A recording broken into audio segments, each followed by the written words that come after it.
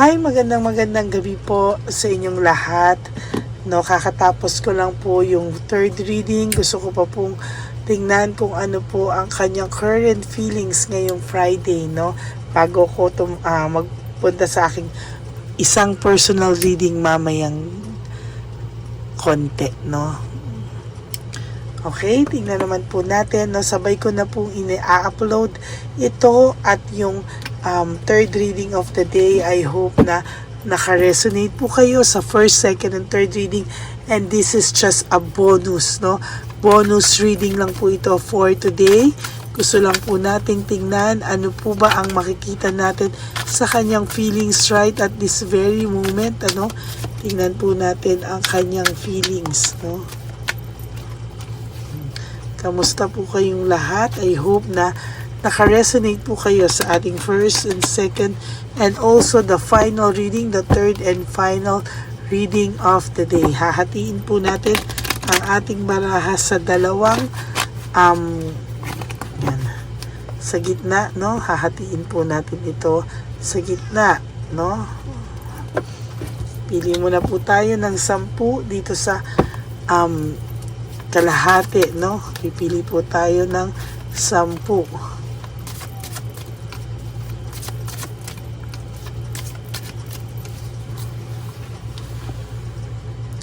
Okay. 1, 2, 3, 4, 5, 6, 7, 8, 9, and 10.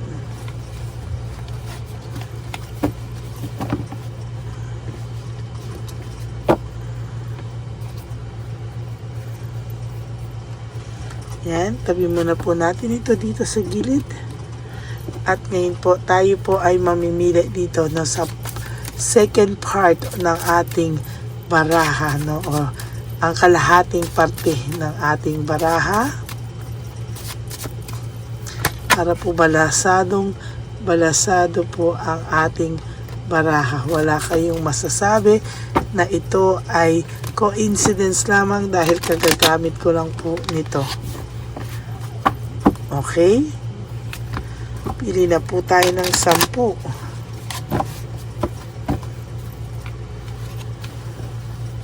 Sana po ay nabasa nyo na po, ay napanood nyo na po yung first, second, and yung kakalabas ko lang po na third reading of the day bago po kayo lumipat dito sa ating bonus reading. 1, 2,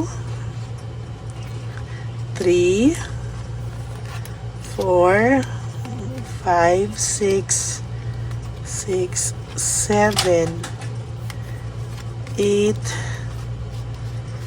9, and 10. Okay, magsasamahin natin ang ating mga baraha.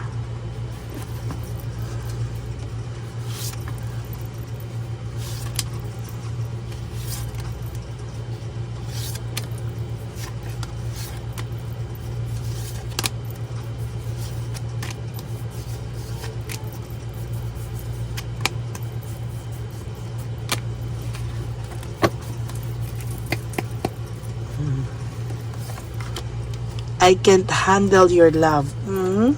Parang may nakikita po ako na ang akala niya po sa una sa inyong relasyon ay nasakal siya. No? You are very clingy daw po, very demanding, pero ngayon po, sinasabi ko po sa iyo, parang hindi naman daw po niya matake na wala ka. I can't take it anymore. Hindi niya po matake yung lungkot na wala ka po sa buhay nitong taong to, no?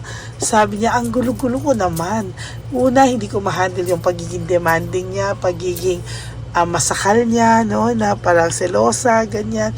Tapos ngayon, I can't take it anymore. Yung lungkot po, hindi naman po niya maiayos o maialis sa kanya. And sabi niya, why do I feel this way? Hindi niya po maintindihan ang kanyang pakiramdam. Why do I feel this way? Hindi niya ma-handle yung pagmamahal mo. Ngayon, hindi niya kaya naman na wala ka sa kanya. And bakit daw ganyan yung nararamdaman niya? Hindi niya daw po maintindihan. Ayan no, I can stop thinking about you. Hindi po ito tumitigil ng kakaisip sa'yo. No? Hindi po siya tumitigil ng kakaisip sa'yo. Kung naging barumbado man po sa'yo ang person na ito, naging bastos now, no? Now pa lang po nagsisink in sa kanya lahat ng nangyari sa inyong dalawa, good and bad nagsisink in sa kanya.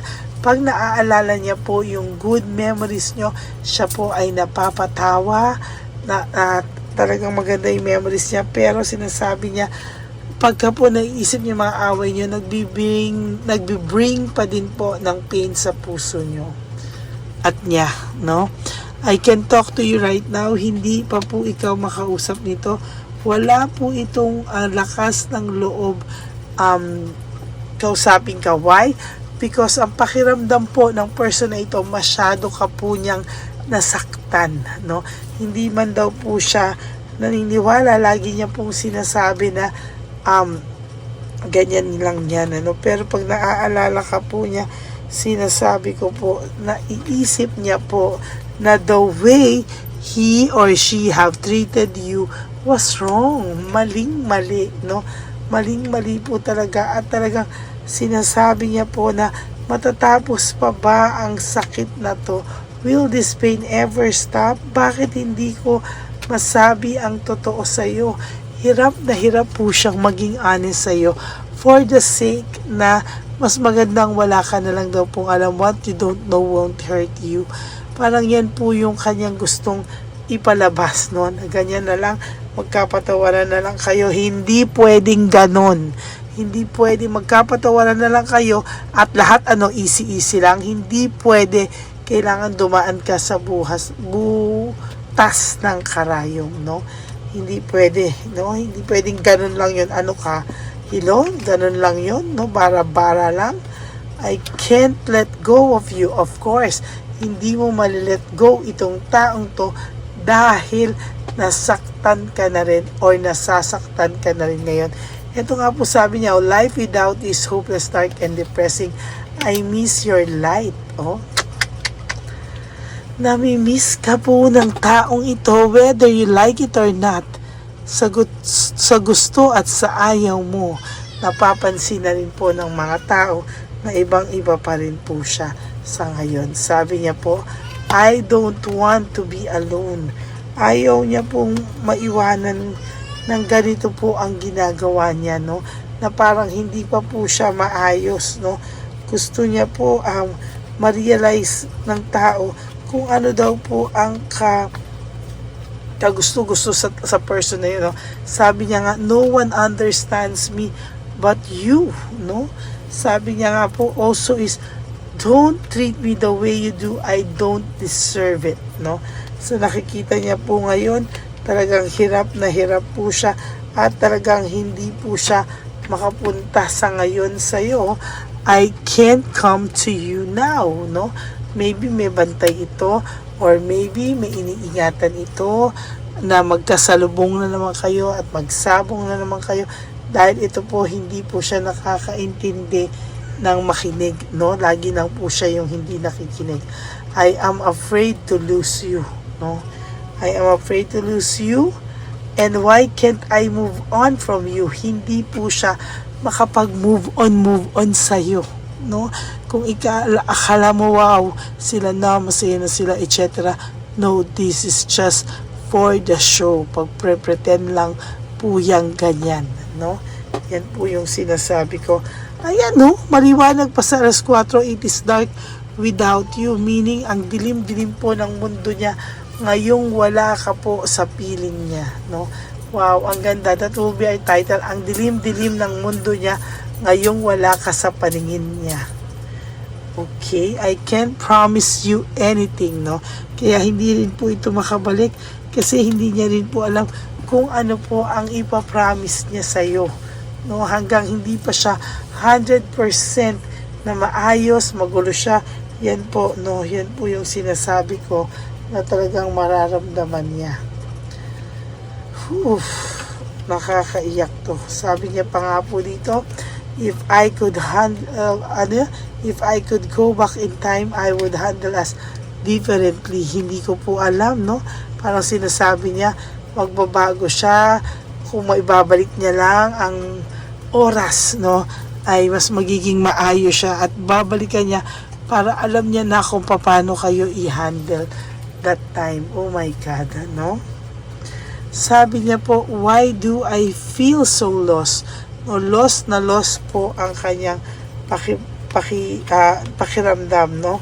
Talagang hindi po siya tumitigil hanggang hindi niya po nalalaman kung bakit parang hindi maayos yung pakiramdam mo, no?